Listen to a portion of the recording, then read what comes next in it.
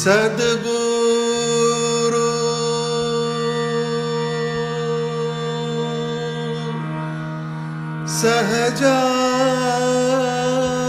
સહજાનંદ સદગુરુ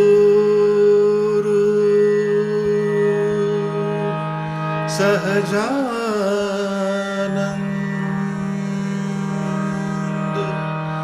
સદગુરુ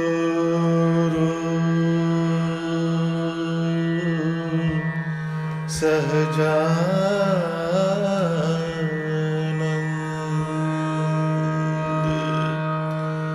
સદગુરુ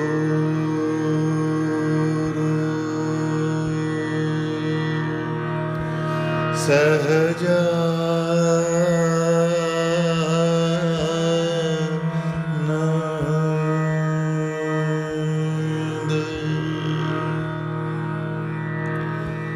સદગુરુ મિલિયા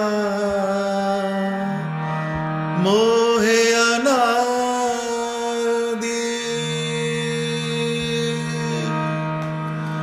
સદગુરુ મિલિયા મોહે અનાદિ મિટ ગઈ સર્વે ઉપાધિ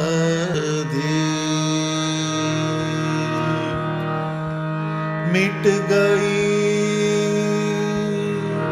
સર્વે ઉપાધિ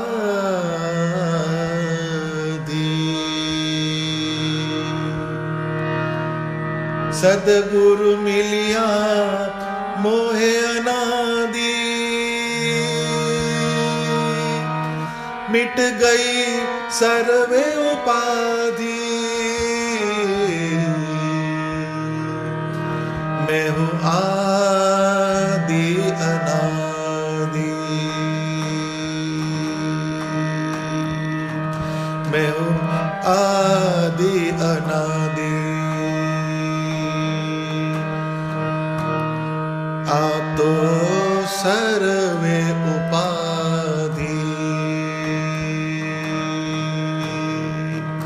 मैं हूँ आदि अनादि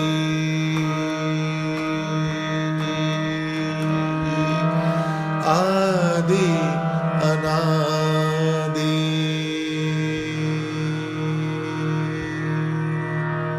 સહજાનંદ સ્વામી મહારાજની જય.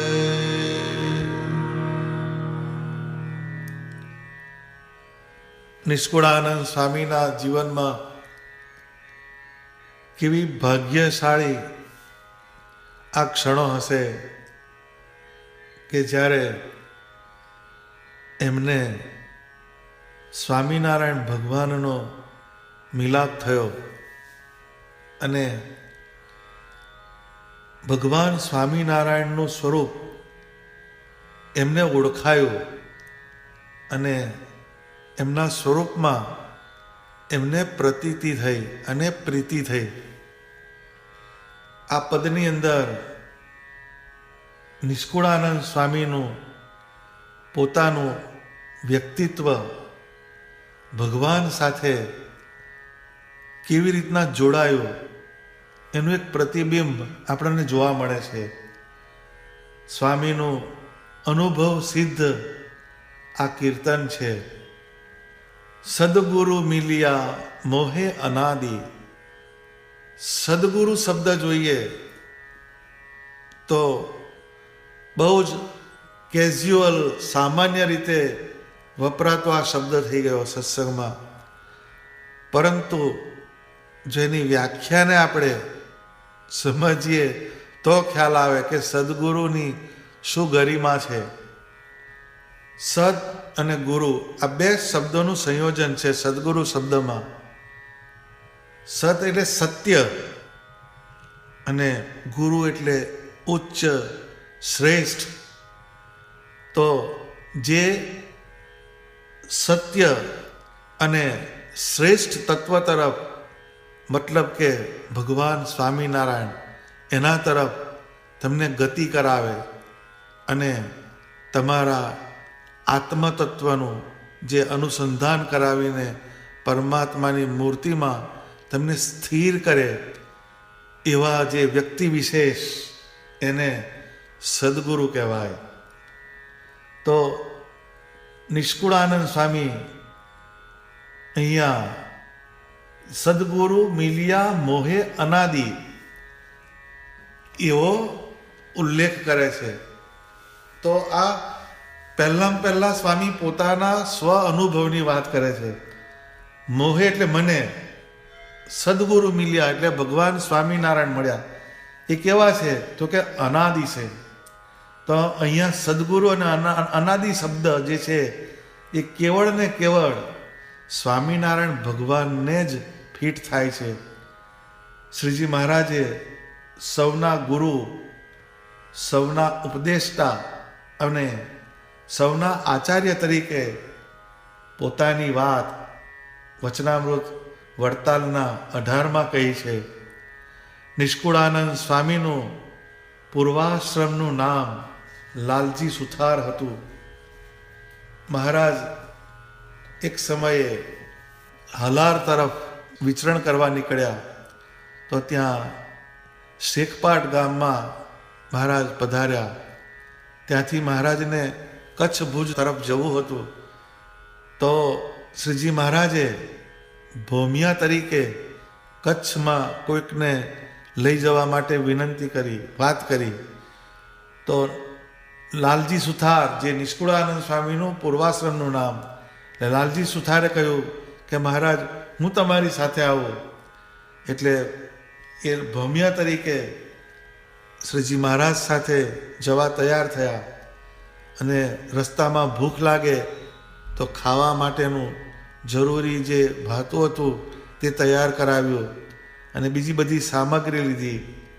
અને લાલજી સુથાર શ્રી હરિ સાથે ચાલવા માંડ્યા. આગળ જતાં એક ભૂખડાઓનું ટોળું આવ્યું. અતિ ભૂખથી તે કરેરાટ કરતા હતા અને ભૂખથી અતિશય દુઃખી હતા, ત્રાસ થયેલા હતા. આ જોઈને દયાળુ એવા સ્વામિનારાયણ ભગવાને બધું જે ખાવાનું હતું એ એમને અપાવી દીધું. પરંતુ લાલજી સુથાર પૂરા ભક્ત હતા, એક શબ્દ પણ બોલ્યા નહીં અને શ્રીહરિની સાથે ને સાથે આગળ ચાલવા માંડ્યા. ભગવાનના ખેલ ભગવાન જાણે એવી શ્રદ્ધાથી કાંઈ જ બોલ્યા નહીં. મથીને ગૌ ચાલ્યા હશે ત્યાં એક મહાપુરુષે આવીને કહ્યું, હે સાધુ પુરુષો, તરસથી મારા પ્રાણ છટપટી રહ્યા છે. ગળામાં કાંટા પડ્યા હોય એવી વેદના થાય છે. પાણી નહીં આપો તો અહીં જ હું મરી જઈશ. તો આ જોઈને શ્રીજી મહારાજે અંદરથી કરુણા બતાવી અને એમનું કાળજું કઠણ કરીને લાલજી ભક્તને કહ્યું કે લાલજી સુથાર, આ તમે થોડુંક પાણી રાખી મૂક્યું હતું એ આ મનુષ્યના મોઢામાં આપો. પછી લાલજી ભક્તે એ જે પાણી હતું એ પેલા મહાપુરુષને પીવડાવ્યું. એટલે એ મહાપુરુષે કહ્યું, ભગવાન તારું કલ્યાણ કરે ભાઈ, પણ તમે રસ્તો ભૂલ્યા છો, ઉગમણે જાઓ, ઝટ ગામ આવશે. એમ કહીને એ મહાપુરુષ ચાલવા માંડ્યા. ભગવાનની સાથે સાથે ચાલવું એટલું સહેલું નથી. લાલજી સુથારના કંઠમાં જાણે બાવળિયાના કાંટા ભૂકાતા હોય એવી એમને અંદરથી તરસની વેદના થવા માંડી. ભૂખ કરતાંય તરસથી એમનો પ્રાણ ડૂબતો જતો હતો. એ બેસી પડ્યા. પછી હાંફતા હાંફતા અવાજે હાથ જોડીને એમણે શ્રીજી મહારાજને વિનંતી કરી કે મહારાજ, તમે અહીંથી ચાલવા માંડો, જટ ગામ ભેગા થઈ જશો, મને અહીંયા જ ખાડીમાં જ મરવા દો. એટલે શ્રીજી મહારાજે લાલજી સુથારને કહ્યું, ભગત, પાછળ જુઓ. અને લાલજી સુથારે ચમકીને પાછળ જોયું તો ખારા પાટમાંથી નાના ફુવારા જેવી પાણીની સેર ઉડી રહી હતી. લાલજી ભક્તે એ દોડીને પાણી ચાખ્યું, કેમ કે તો ખારો પાટ હતો. તો એ જે પાણી ચાખ્યું તો એકદમ ઠંડુ અને શીતળ ગંગાના જેવું મીઠું પાણી હતું. અને એ લાલજી સુથારે એ ખોબે ખોબે પાણી પીધું અને ઉતાવળે એક બતક પણ ભરી લીધી. અને કાંટા પથરા ભરેલી જમીન પર ચાલતા એક ગામને ગોંદરે આવીને લોથપોથ થઈને બંને બેસી ગયા. શ્રીજી મહારાજના પગમાંથી લોહી ઝરતું હતું. લાલજી સુથારે વ્યાકુળ બનીને તરત બંને પગ પોતાના ખોળામાં લીધા તો લાલ કોમળ પગમાં ઘણા કાંટા ભોગાયેલા દેખાયા. એમની આંખોમાં જળજળી આવી ગયા અને પછી એક બધા કાંટા સંભાળીને કાઢ્યા. પછી એકદમ વિસ્ફારિત નેત્રથી શ્રીજી મહારાજના પગની પાનીઓને જોઈ રહ્યા. ભગવાન હોવાના 16 ચિહ્નો એમાંથી ઉપસી આવેલા હોય એવા એમને દર્શન થયા.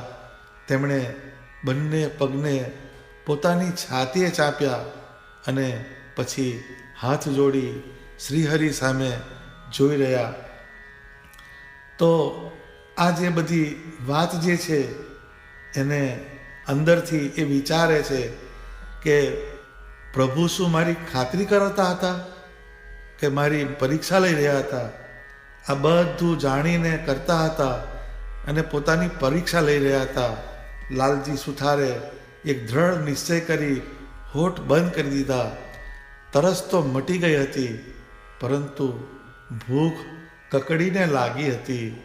એટલે શ્રીજી મહારાજે હળવેથી કહ્યું કે લાલજી સુથાર, હવે ગામમાં જાઓ ને કંઈક ખાવાનું માગી આવો, પેટમાં લાળી લાગી છે. હવે એ જે ગામ હતું એ આધોઈ ગામ હતું. એ એમનું લગ્ન એ ગામમાં થયેલું હતું. એટલે મહારાજને એમણે વિનંતી કરી કે મહારાજ, ગામમાં કેમ જાઓ? આ ગામમાં તો મારા જાતિલા છે, મને ઓળખી જાય તો મારી ભારે મસ્કરી કરે.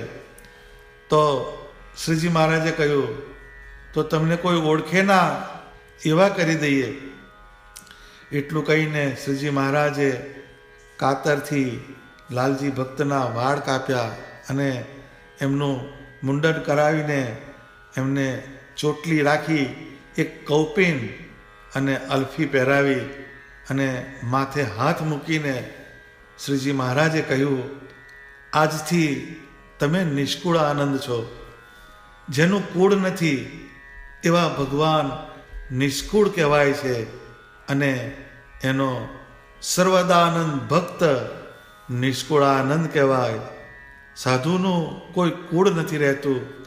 લાલજી ભક્તને તરત જ ગુરુ રામાનંદજીના શબ્દો યાદ આવ્યા. તેઓ એક દિવસ એમની પાસે સાધુની દીક્ષા લેવા ગયા હતા. ત્યારે તેમણે કહ્યું હતું, જ્યારે જરૂર પડશે ત્યારે તમને સાધુ થવા બોલાવી લઈશું. શ્રીજીએ જરા મોઢું આગળ નમાવીને કહ્યું, લાલજી ભક્ત, તમને યાદ છે પેલી તમારી બતકનું પાણી પી જનાર કોણ હતું? તો એ ગુરુ રામાનંદજી હતા.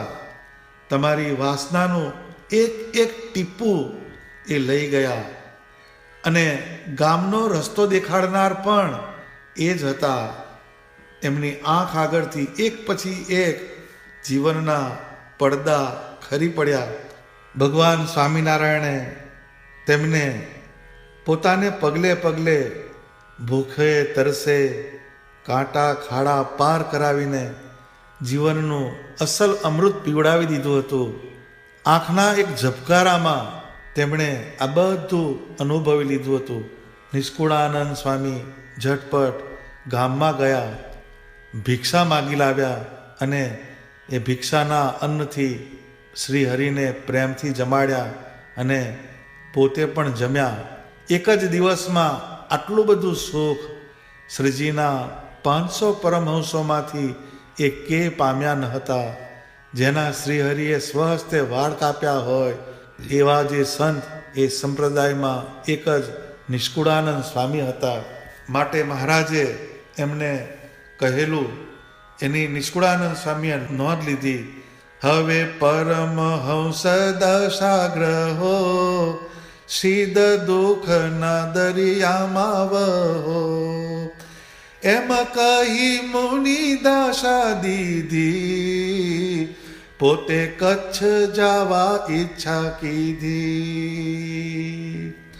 હે લાલજી સુથાર, તમે પરમહંસની દીક્ષા ગ્રહણ કરો, દુઃખના દરિયામાં હવે શા માટે વહો છો? એમ કહીને એમને એમ કહી મુનિ દશા દીધી. એમને પરમહંસની જે દીક્ષા હતી એ આપી અને પછી મહારાજ ત્યાંથી કચ્છ જવા વિદાય થયા. અને નિષ્કુળાનંદ સ્વામીને ભગવાને ત્યાં પોતે જ દીક્ષા આપી અને એ દિવસથી એમનું નામ નિષ્કુળાનંદજી પડ્યું. અને શ્રીજી મહારાજે એમને યમદંડ ગ્રંથ લખવાની આજ્ઞા કરી.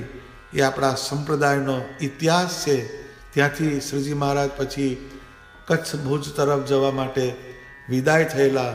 તો આ જે આખો પ્રસંગ છે એની પાછળ એક રહસ્ય એ છે કે સદગુરુ મિલિયા મોહે અનાદિ, મિટ ગઈ સર્વે ઉપાધિ.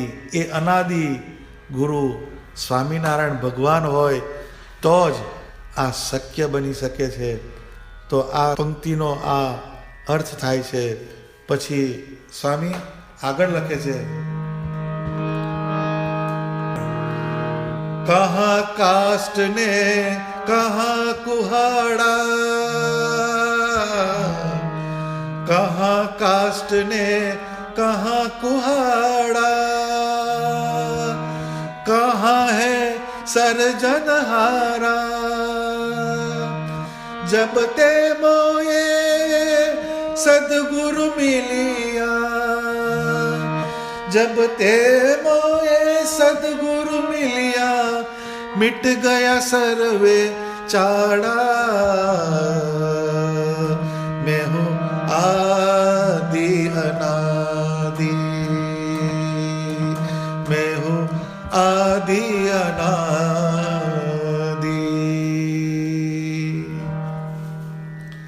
સ્વામી અહીંયા બહુ જ અર્થ ગંભીર વાત એક સાદા ઉદાહરણ દ્વારા સમજાવે છે.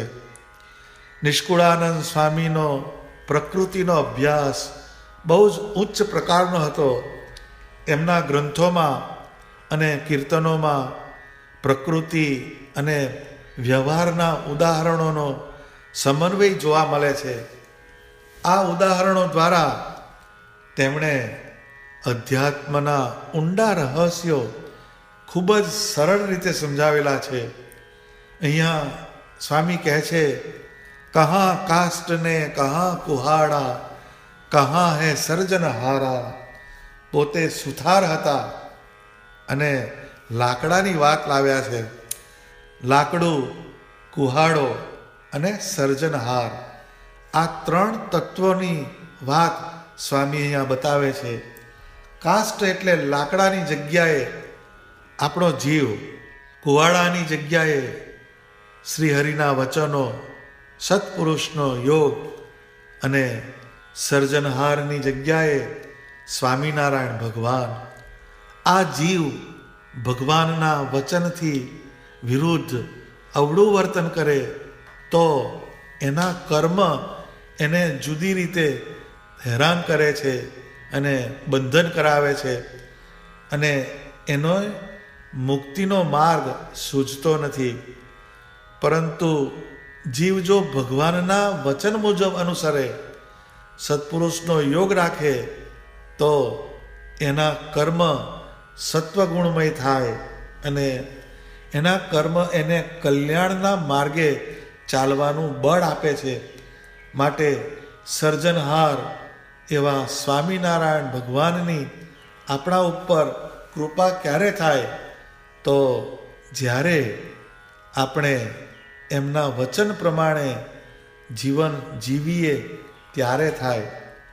દાદા ખાચરને શ્રીજી મહારાજના વચનનો યોગ થયો અને એમના મુક્તોનો યોગ થયો તો શ્રીજી મહારાજનો એમના પર અપાર રાજીપો ઉતર્યો હતો. એ સત્સંગમાં બધાને વિદિત છે. આ કાષ્ઠ કુહાડા અને સર્જનહારની વાત છે. સ્વામી કહે છે, જબતે મોહે સદગુરુ મિલિયા મિટ ગયા સર્વે ચાળા. જ્યારે સાચા સદગુરુ મળે ત્યારે બધા ચાળા દૂર થાય છે.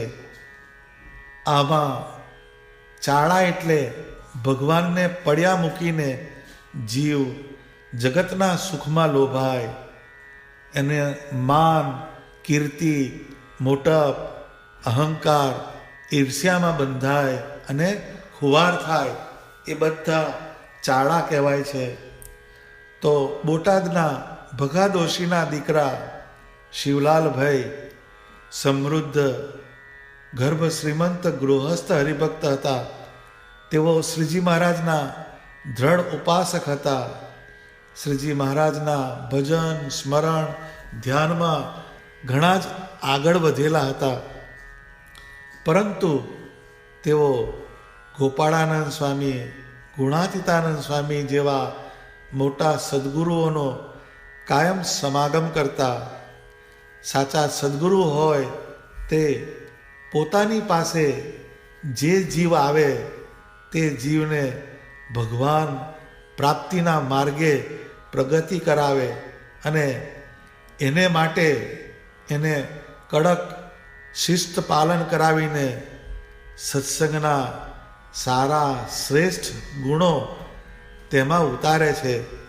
તો શિવલાલભાઈ જે હતા એમના જીવનની અંદર આવા જે સત્પુરુષ, એના કારણે શું પરિવર્તન આવ્યું? તો કે જબ તે મોએ સદગુરુ મિલિયા મિટ ગયા સર્વે ચાળા. તો એમના ભક્તિ માર્ગની અંદર પોષણ કરનાર આવા મુક્ત પુરુષો હતા. તો શિવલાલભાઈ જે હતા એમણે ગઢડામાં હરિકૃષ્ણ મહારાજની મૂર્તિ પધરાવેલી હતી. તો એ મૂર્તિ પધરાવી ત્યાર પછી એમને જે પ્રતિભાવ આવ્યો હશે એના કારણે ગુણાતીતાનંદ સ્વામીએ એમને એક વખતે પ્રશ્ન કર્યો કે શિવલાલ, તે ગઢડામાં હરિકૃષ્ણ મહારાજની મૂર્તિ પધરાવી ખરું ને? તો કે હા સ્વામી. શિવલાલભાઈએ જવાબ આપ્યો. ફરી પાછા સ્વામીએ વેધક દ્રષ્ટિ કરીને બીજો પ્રશ્ન કર્યો ને શિવલાલ, તે ભાવનગરમાં રઘુવીરજી મહારાજની પધરામણી કરાવી ખરું ને? તો કે હા સ્વામી. ભાવનગરમાં મહારાજની પધરામણી થઈ, એનાથી સ્વામિનારાયણ નામનો વિજયનો ડંકો વાગ્યો.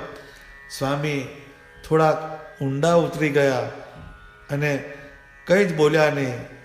એટલે શિવલાલભાઈની જે મુખાકૃતિ હતી એના ઉપર આનંદને બદલે અસંતોષ છવાઈ ગયો અને એમણે સ્વામીને કહ્યું કે સ્વામી, મારી કંઈ ભૂલ થતી હોય તો કૃપા કરીને કહો. તોય સ્વામી બોલ્યા નહીં. ફરી પાછા શિવલાલભાઈએ સ્વામીને વિનંતી કરી કે સ્વામી કંઈક તો કહો. પછી સ્વામીએ કહ્યું તો કે દયા કરીને કહો. એટલે સ્વામીએ પાછું ફરી પૂછ્યું કે શિવલાલ, તને ખરાબ નહીં લાગે ને? તો શિવલાલભાઈએ કહ્યું, અરે સ્વામી, આપના વચન મને ખરાબ લાગે કોઈ દિવસ? અને ફરીથી પાછા નમ્ર ભાવે એમને નિવેદન કર્યું.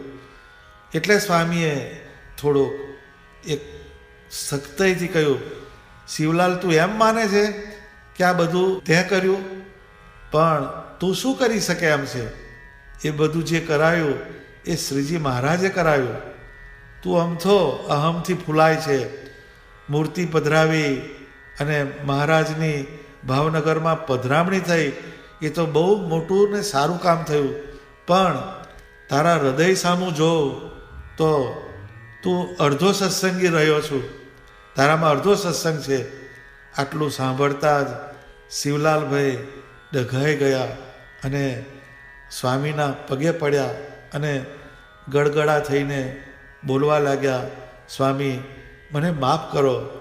એટલે પછી સ્વામી એમને જુનાગઢ લઈ જવા માટે વાત કરી કે તને જુનાગઢ લઈ જવો છે અને ભગવાનની વાતો કરીને તને પાક્કો સત્સંગી બનાવો છે. વ્યવહારનો બીજો કશો વિચાર કર્યા વગર શિવલાલભાઈ પણ સ્વામી સાથે ચાલી નીકળ્યા અને 2 મહિના સુધી સ્વામીનો સતત સમાગમ કર્યો. શિવલાલભાઈ તો પરમ ભક્ત હતા. ધ્યાનમાં બેસે ત્યારે દેહ ગેહનું ભાન ભૂલી જતા એવા બ્રહ્મનિષ્ઠ હતા. છતાંય ભક્તને ધર્મના ધારણ કરવાથી કોઈક વાર માયા પેસી જતી હોય છે, તેને અટકાવવા અને એને સંપૂર્ણ પરિપૂર્ણ બનાવવા માટે સ્વામીએ આવી ટકોર કરી. તોય શિવલાલભાઈએ કંઈ જ અવળું ના લીધું. સાચા સંત તો વળીને જ કહે, વખાણ ના કરે. મોટા સંતો ભક્તની અંદરની સ્થિતિને જુએ છે. તો શ્રીજી મહારાજે પણ વચનામૃતમાં મોટા મોટા મુક્તો સંતો અને હરિભક્તોની સભામાં કહેલું છે કે તમે અડધો સત્સંગ અમારો કરો છો અને અડધો જગતનો કરો છો. આવી ઘણી ટકોર મહારાજે પણ કરી છે.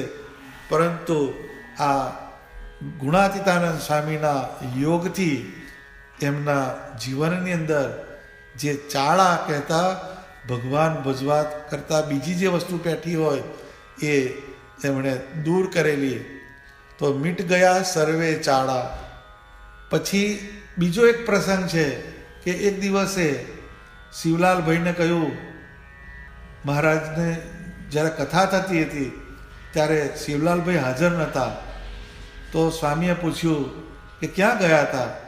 તો એને સાંભળીને શિવલાલભાઈ કે આજ તો હું બજારમાં ગયો હતો, ત્યાંથી એક રસોઈ લાવ્યો છું. રસોઈ લાવ્યો એટલે એક રસોઈ આપવાની છે. સ્વામી કહે કેવી રસોઈ? તો શિવલાલભાઈ કહે કે એક હાટે સોનું ખરીદીને બીજે હાટે વેચ્યું, તેમાં 150 રૂપિયાનો નફો રહ્યો, તેની રસોઈ આપવી છે. તો સ્વામી કહે એ તો ઠીક, પણ કોઈ દિવસ કરોડ મણ રાખ ખરીદવાનો સંકલ્પ થાય છે? ત્યારે શિવલાલભાઈ કહે ના સ્વામી. તો સ્વામી કહે શ્રીજી મહારાજની મૂર્તિ વિના પ્રકૃતિ પુરુષ સુધી બધી રાખ જ છે, જેમાં કંઈ માલ નથી. તમે આટલો સમય આ સભાને છોડી આ વાતને સાંભળવાની જે હતી એને મૂકી દીધી અને એને છોડીને તમે જે બીજે ગયા એમાં તમે શું કમાણી કરી? આમ કહીને એમની બુદ્ધિનો જે ગર્વ હતો એ મટાડ્યો. કેમ કે જે પેલું વાત કરીને કે એક હાટે સોનું ખરીદ્યું અને બીજે હાટે વેચ્યું, એટલે એમાં એમની બુદ્ધિની તીક્ષ્ણતાનો જે પ્રભાવ એ એમણે અંદરથી એમને અસર કરી ગયો હોય એ સ્વામીએ જોયું. એટલે તરત જ એનું કરેક્શન સ્વામીએ કર્યું. તો નંદ સંતો એમના જીવનનો આપણે અભ્યાસ કરીએ તો એ એમના યોગમાં આવનાર જે જીવ હોય એનામાં જો સૂક્ષ્મ અહંકાર હોય તો એને તોડાવતા અને સત્સંગમાં સત્વગુણમય જે ક્રિયા છે એ તો સારી જ છે, પરંતુ સત્વગુણમાં પણ અટકવાનું નહીં. સત્વગુણમાંથી નિર્ગુણમાં જવાનું. નિર્ગુણ એટલે બધી જે સત્સંગ સંબંધી ક્રિયા છે એ ક્રિયા કરતાં એ ક્રિયામાંથી છૂટીને ભગવાન સ્વામિનારાયણની મૂર્તિમાં જોડાવું એ નિર્ગુણ માર્ગ છે. એની અંદર એ મૂર્તિમાં જોડાય તો જ એને કંઈક પ્રાપ્તિ થાય. શિવલાલભાઈએ જે રસોઈ આપી એ તો સારી જ હતી, પરંતુ એનાથી વધારે સારું પ્રકૃતિને પુરુષ થકી પર જે ભગવાન સ્વામિનારાયણની મૂર્તિનું ધ્યાન કરવું એ છે, એ શ્રેષ્ઠ બાબત છે.